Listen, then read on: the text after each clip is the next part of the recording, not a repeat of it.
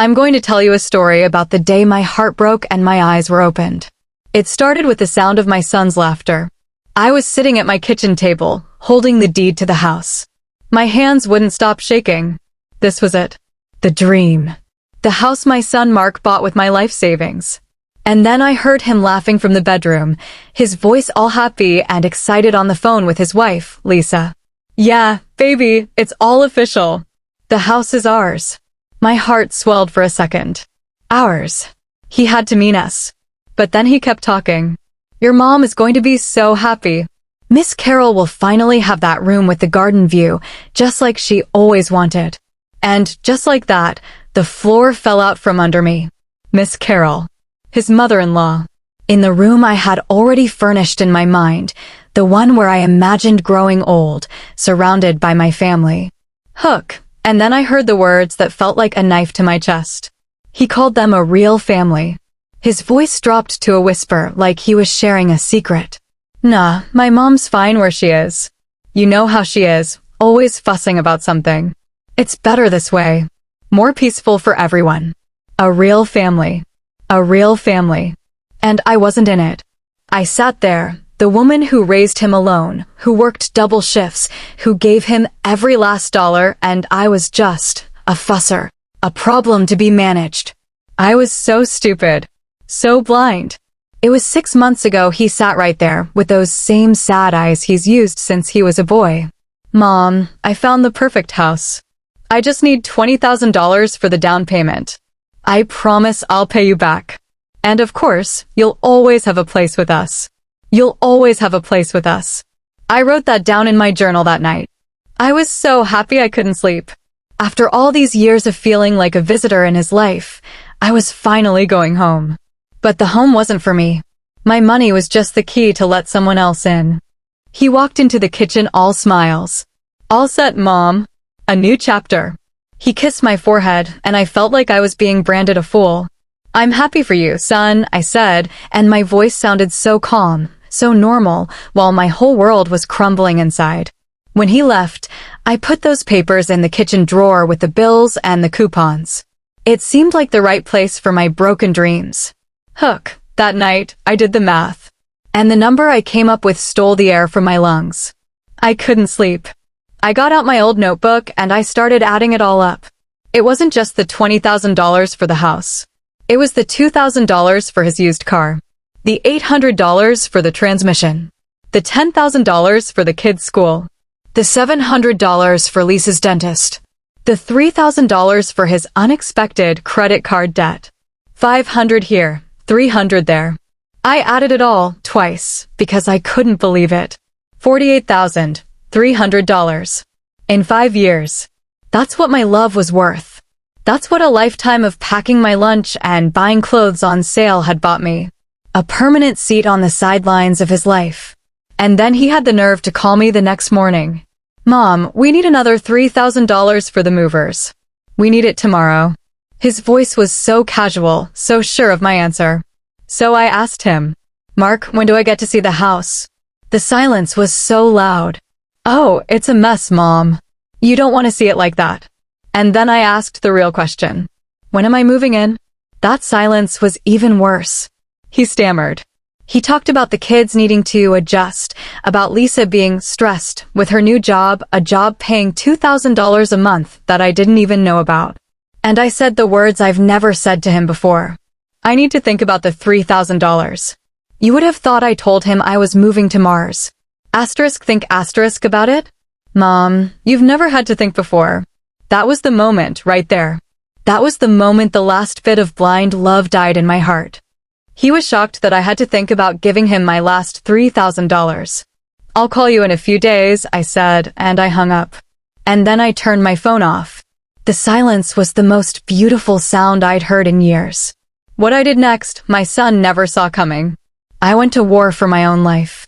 I got dressed and I went to the bank. I sat down with a nice woman named Ms. Anderson and I said, I need to remove my son from all my accounts. I need to cancel his debit card. She asked if there was a reason. I looked her right in the eye and I said, yes. I've been financing my own retirement from my son's life. And I did it. I watched her click the buttons on her computer that cut the financial cord that had been choking me for years. I opened a new account just for me, and I transferred money he doesn't know exists. Then I did something I haven't done in a decade. I went to a diner alone. I ordered salmon and a glass of white wine. I sat by the window and I watched people live their lives. And for the first time, I thought, maybe I could have one too. A life that wasn't about what I could give to him. That's when I got his text. Mom, I'm coming over at 4. We need to talk. I had 45 minutes to get ready. I wasn't nervous. I was clear. The confrontation was worse and better than I ever imagined. At 4 o'clock on the dot, the knock came. I opened the door and there he was, with Lisa standing behind him looking like a scared bird. Mom, we were so worried, he said, trying to push his way in for a hug. I stood my ground. I heard you, Mark. Heard what? He said, all innocent. I heard you on the phone. I heard you give my room to Miss Carol. I heard you call me a fusser. I heard you plan your real family in the house I paid for. The color drained from his face. Lisa looked like she wanted to disappear into the floor. He started to cry. Big, heaving sobs. Mom, I'm so sorry. We were wrong. We want you to live with us. We'll make it work, I promise. And I saw it. I saw the panic in his eyes. It wasn't about losing me. It was about losing his safety net. No, I said, and my voice was steady as a rock. You don't want me. You want your banker. The bank of Mom is permanently closed. He begged. He pleaded. But I just looked at him, my only child, and I saw the stranger he had become. I need you to leave now, I said. And as I closed the door on my son's face, I didn't cry. For the first time, I felt free. I leaned against the door, waiting for the collapse, for the guilt to swallow me whole. But it didn't come. Instead, I felt this. Quiet. This peace. I walked over to my favorite chair and I sat down. The sun was coming through the window. I am 69 years old. I have very little money left. And for the first time in a very, very long time, I feel like my life is finally my own. This is just the beginning of my story. If you want to know what happens next, you have to subscribe. The look on his face when he finds out what I did with my will, you won't want to miss it. Let me know in the comments what you would have done. Could you have closed that door? The silence after I closed the door was the loudest sound I've ever heard. I stood there, my back against the wood, waiting for the familiar storm of guilt and regret. But it never came. All I felt was a cold, clear certainty. The tears I'd seen on my son's face weren't for losing his mother. They were for losing his wallet. The phone started ringing almost immediately. Mark. Then Lisa. Then my sister, Barbara. Dolores, he's your only son. You have to forgive him. Family is everything. Her voice was sharp with judgment. I let her finish, then asked quietly, did he tell you about the $48,000, Barbara? The $48,300 he took from me? Are you offering to give him the $3,000 he needs for his movers? The silence on the other end was profound. 48, she finally stammered. 48,300, I repeated, my voice steady. The Bank of Dolores is closed for good. I hung up, a strange, liberating feeling washing over me. I had drawn a line and for the first time it held. But the call that truly broke me came an hour later. It was from Lisa's number, but the voice on the voicemail was small and trembling. It was my 8-year-old grandson, Mikey. Grandma, he whispered, his voice thick with confusion. Dad says you're really, really mad. Did I do something wrong? I miss you. I played that message 3 times, tears finally streaming down my face. This was Mark's true cruelty. He wasn't just stealing my money, he was poisoning my relationship with my grandson, using him as a pawn to manipulate me. The sheer cowardice of it took my breath away. I cried for Mikey, for his innocence being weaponized. But as the tears dried, that cold clarity returned, sharper than ever. I would not let him win this way. I would not lose my grandson. The next day, I went to Mikey's school. I stood across the street during recess, watching him chase a soccer ball, his laughter floating on the air. He looked so small and happy, completely unaware of the war his father had started. In that moment, I knew my fight wasn't with him. My fight was for him. For a relationship his father couldn't control. That afternoon, I sat in Attorney Carter's office. I told him everything, the overheard conversation, the $48,300, Mikey's voicemail. He listened patiently, then asked the pivotal question. What do you want to do, Mrs. Jones? I looked him straight in the eye. I want to make sure Mikey's future is safe.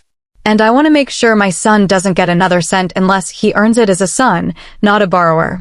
What we created was a legal fortress. He drafted a new will. The bulk of my estate, my life insurance, everything would go into a trust for Mikey's education, completely untouchable by Mark or Lisa. For Mark, we created a small, conditional trust. He would only get access if he could prove he'd been a dutiful son. Attorney Carter would be the judge, requiring evidence of regular visits, inclusion in family events, and genuine contact over a period of years. It felt cold, putting a price on a son's love. But he was the one who set the price first.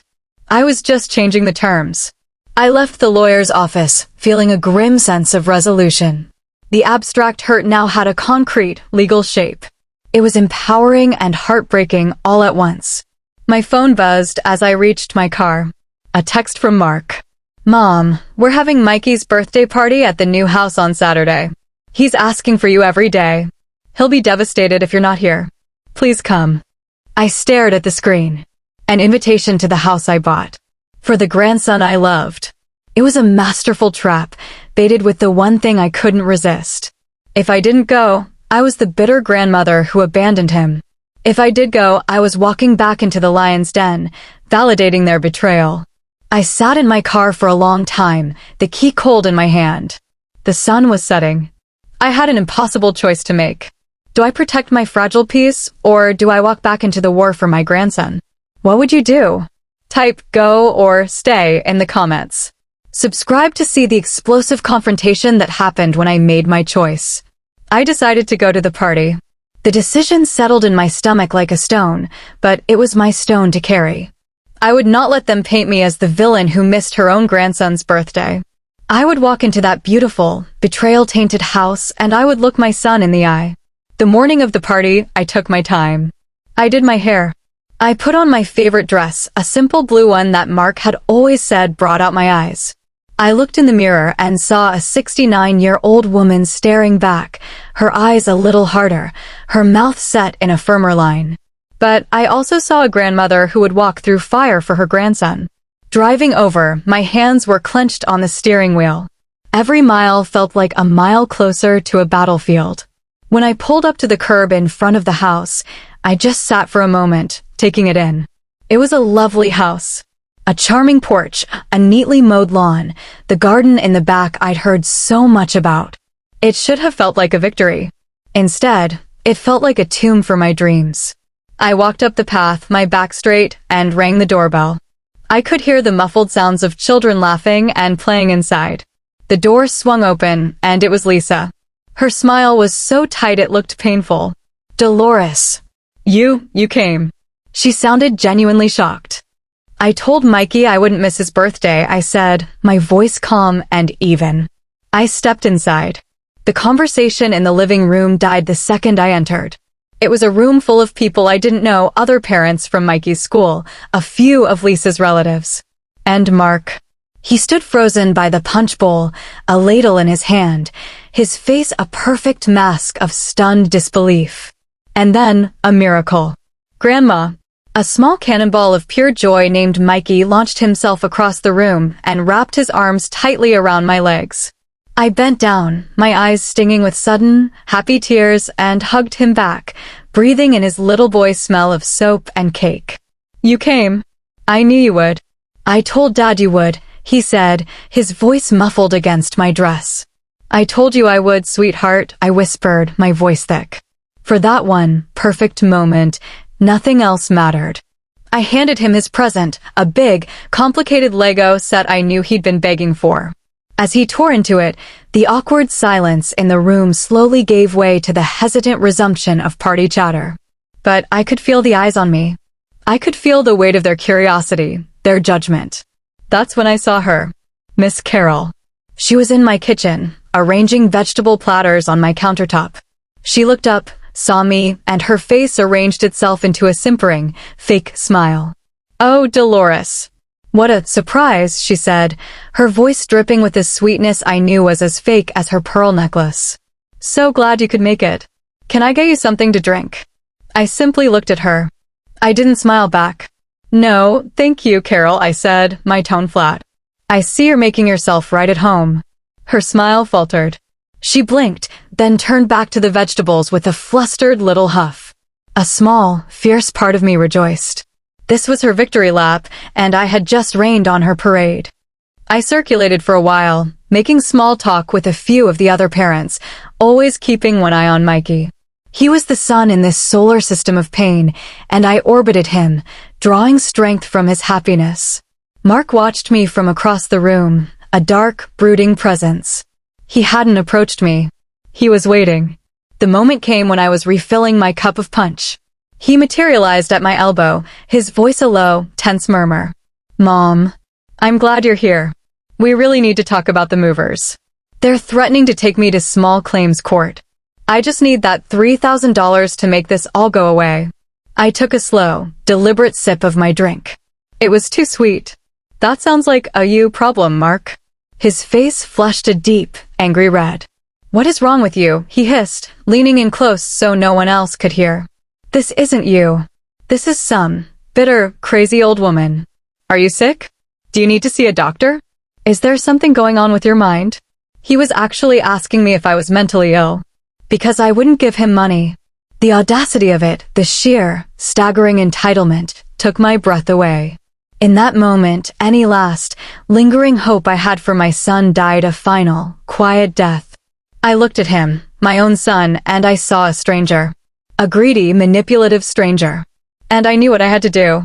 I decided the party was over. I set my punch cup down on the table with a sharp, final click. I walked into the center of the living room, where Mikey was showing off his new Legos to a friend.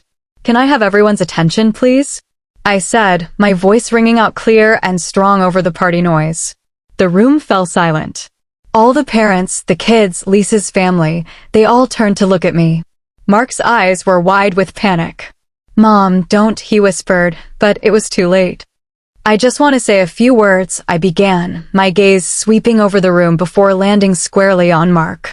"I am so happy to be here today, in this beautiful, beautiful home, celebrating my wonderful grandson, Mikey." I smiled at Mikey, who beamed back, oblivious. "It's a truly special house. 3 bedrooms, a big, fenced-in yard, and a gorgeous garden view room that my son, Mark, specifically promised would be mine." A collective, sharp intake of breath went through the room. I saw Lisa put a hand over her mouth. Miss Carol, in the kitchen doorway, looked like she'd been slapped. "But it seems," I continued, my voice dropping, becoming more conversational, yet carrying to every corner of the silent room, there was a last-minute change of plans. A change that occurred right after my $20,000 down payment cleared the bank. The gasps were audible now. People were looking for me to Mark, their expressions shifting from curiosity to shock and dawning understanding. "Mom, stop it. You're embarrassing yourself." Mark snapped, his face pale with fury and shame. I ignored him. I turned my attention to the kitchen doorway. "So, I just want to publicly wish Miss Carol all the very best in the room I paid for." I gave her a small, cold smile. "I do hope you enjoy that garden view as much as I always imagined I would." I let the words hang in the stunned silence. I could feel the weight of everyone's gaze, the judgment now squarely where it belonged on them. I walked over to Mikey, knelt down, and kissed his forehead. "Happy birthday, my sweet boy. Grandma loves you more than anything in this world." And then I stood up, turned, and walked out. I didn't look back at Mark's furious face or Lisa's horrified one. I didn't slam the door. I closed it gently, firmly, behind me. The last thing I heard was the erupting, chaotic babble of voices from inside. I drove home in a state of surreal calm. My hands weren't shaking. My heart wasn't racing. I felt clean. I had spoken my truth in the heart of their lie. I had taken back my narrative. I knew the fallout would be nuclear. I knew Mark would be furious. But as I pulled into my parking space, I realized I didn't care. For the first time, I had fought for myself, and I had won. But the war wasn't over. In fact, the most terrifying battle was yet to come.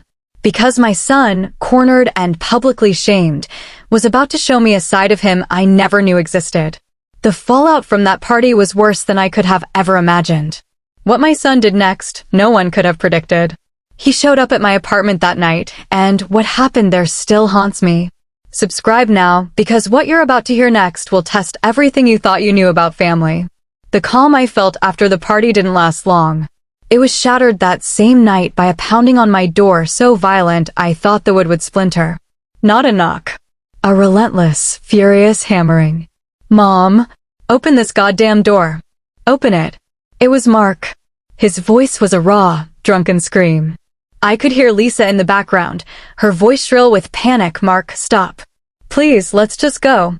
I stood frozen in my living room, my heart hammering against my ribs. This wasn't the calculated manipulator from earlier. This was something wild, something unhinged.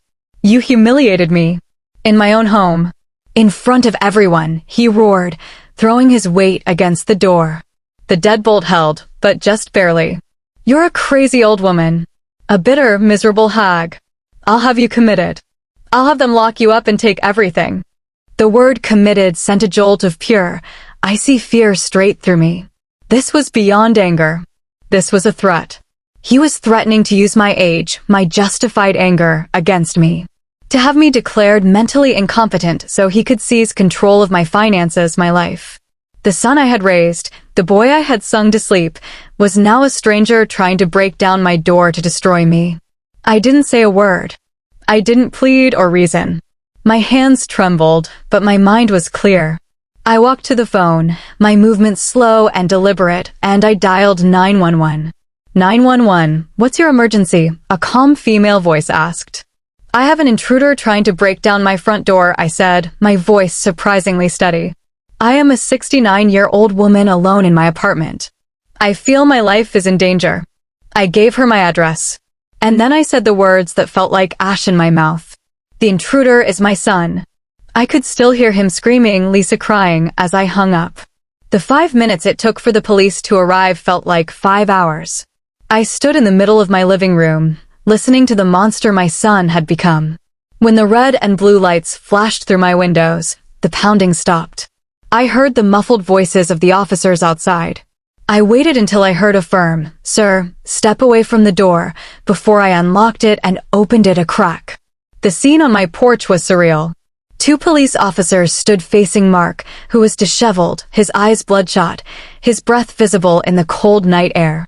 Lisa was sobbing quietly behind him. "He's my son," I explained to the officers, my voice shaking now from the adrenaline crash. "He's angry because I've cut him off financially. He's been threatening me." Mark immediately switched tactics. The rage vanished, replaced by a performative, weeping desperation. "Officers, she's confused. She's my mother. She's having a mental episode. She's not in her right mind. I'm just worried about her." One officer looked at me, his gaze assessing. I knew how this could look. An elderly woman, a concerned son. I took a deep breath. "Officer, if you'll give me one moment." I walked to my kitchen drawer, retrieved the folder Attorney Carter had given me, and handed it to him. It contained a copy of my new will, the trust documents for Mikey, and the notarized list of the $48,300 in loans. "I am of perfectly sound mind," I said, my voice regaining its strength. "My son is upset because he can no longer access my money. These documents, prepared by my attorney, Michael Carter, outline the situation clearly." The officer scanned the documents. He looked from my calm, rational presentation to Mark's hysterical, shifting story. The truth was undeniable. "Sir," the officer said to Mark, his voice firm, "you need to leave these premises immediately. You are not to return. If you do, you will be arrested for trespassing and harassment. Do you understand?"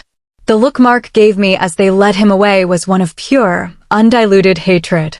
It was a look that said, "This isn't over." I closed and locked the door, my legs finally giving way. I slid to the floor, sobbing, not for the son I'd lost, but for the terror he had just inflicted. But the storm wasn't over. The next morning, as I was still trying to recover from the night's trauma, my phone rang. It was a woman from Adult Protective Services. Someone had filed an anonymous report alleging that I, Dolores Jones, was an elderly, vulnerable adult living in squalor, unable to care for myself, and being financially exploited by a new, unknown friend who was isolating me from my family. It was a brilliant, malicious move. Mark was flipping the script. He was painting himself as the victim, the concerned son, and me as the senile old woman being manipulated by some imaginary predator. When the social worker, a kind-faced woman named Sarah, arrived at my apartment, I welcomed her in. I had nothing to hide. My home was clean and tidy. I offered her coffee. I showed her my meticulously organized financial files, my correspondence with Attorney Carter and the bank. I showed her the list of the $48,300. I told her my story, from the overheard phone call to the shattered door the night before. Sarah listened, her expression growing increasingly grim. When I finished, she closed her notebook. "Mrs. Jones," she said softly, "you are one of the most competent and organized people I have ever met. I am so sorry your son has put you through this. The report is clearly fraudulent and malicious." She closed the case right then and there. I had won. I had the law, the bank, and the social services system on my side. But as I closed the door behind her, I felt no victory. I felt hollowed out. I had survived the assault, but the fortress I had built felt more like a prison. I was safe, but I was utterly alone. The battle had been won, but the war had cost me my son. I sat in my quiet apartment, the silence now feeling heavy and absolute, and wondered if any of it was worth it. I had protected my money and my freedom, but I felt like I had lost everything else. The emotional cost was almost too much to bear. But just when I thought I couldn't take any more, something happened that I never saw coming. Subscribe for the final session to see the unexpected turn that began to heal my broken heart. The turning point didn't come from a grand gesture or a dramatic apology. It came in a doctor's waiting room, a place that usually filled me with dread. I was sitting there, flipping through a tired magazine, feeling the weight of the last few months pressing down on me, when I noticed the elderly woman next to me. Her hands, gnarled with arthritis, were shaking as she tried to fill out a clipboard of forms. She looked frustrated and on the verge of tears. Without a second thought, I leaned over. "Here," I said softly, "let me help you with that." Her name was Eleanor. I filled out her forms for her, and when we were both called back for our appointments, she squeezed my hand and whispered, "Thank you, dear. You're an angel." After my checkup, I found her waiting in the lobby, looking lost. "Can I buy you a cup of coffee?" I asked. It was the most spontaneous thing I'd done in a decade. Over coffee, we talked. She was a widow, too. Her children lived across the country. She was lonely. I was lonely. We exchanged numbers. That simple act of helping someone else, of connecting without any expectation of getting anything back, was a balm to my soul. Through Eleanor, a new world slowly opened up. She invited me to her book club. I was nervous, but I went. It was a group of women around my age, and for 2 hours, we didn't talk about our children or our problems. We talked about a mystery novel. We laughed. I started volunteering with her at the local library, reading picture books to a group of toddlers once a week. The sound of their uninhibited laughter, the feel of a small, trusting hand in mine, it began to stitch the torn pieces of my heart back together. I was building a new family, a chosen family, based on shared interests and simple kindness, not on obligation or financial leverage. And then, 6 months to the day after the birthday party, a letter came. It wasn't an email. It was a handwritten letter on heavy cream paper, addressed to me in a familiar script. Marks. My hands shook as I opened it. I expected more threats, more demands. But it wasn't that. "Dear Mom," it began. "I've started going to therapy. It's hard. I've had to look at some ugly truths about myself. The biggest one is how I treated you. I didn't see you as my mother.